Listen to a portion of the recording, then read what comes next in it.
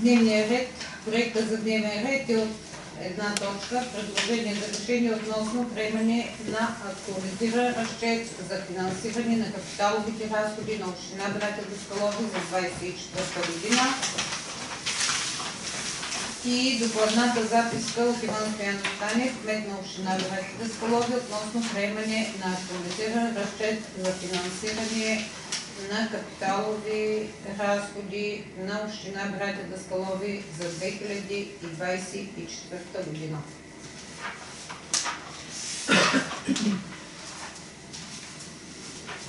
Така, госпожо Валева, накратко само. Съвсем накратко. Четете, слушате. Дупката в държавния бюджет е огромна. Писмата, които вървят от Министерството на финансите, прибират всички пари на общините. Няма преходни остатъци.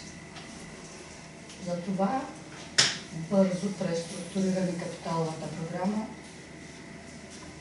за да не връщаме пари. Предвиждаме повече проекти, неща, които могат да се случат до края на годината, защото трябва да бъдат разплатени до края на годината. Ако не депозираме платежните към контрагента до края на годината, просто парите няма да... Ще се остана на централния бюджет. Това е целта. Капиталовите само се. Не е само капиталовите. Там, където имаме проектни обекти? Няма значение. Пише студена вода. И ще ги довършваме от следващото? Да. Така, има становище на Националното сдружение на общините. Чух вече изказване на някои политически лидери, че тази практика, това се случва за първ път. До сега такава практика не е имала. Че това не би следвало да се случва, но евентуално промените ще бъдат за бюджет на 25, а не за тази. Така че ние към момента трябва да свършим тази дейност.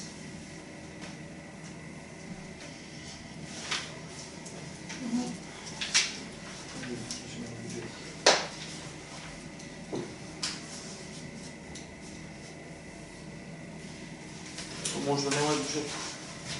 Може да няма и бюджет. Може да няма. То не сме били без... Не, че не е било да нямаме бюджет, ние си караме по стари, ама... Да, това е било. И това преживяхме. Държавен бюджет август месец да се приема. Работи се за стария, но издихание. То колко пътя тогава приемат победиш? Как нямаш бюджет? Продължаваш се. Да, продължавам. Да, гласуваха го пък Народното събрание. Два пъти ли беше победиш? Колеги, имате думата за въпрос.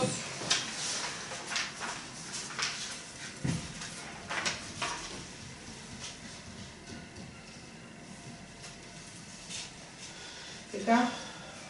Няма въпроси по промяната в капиталовите.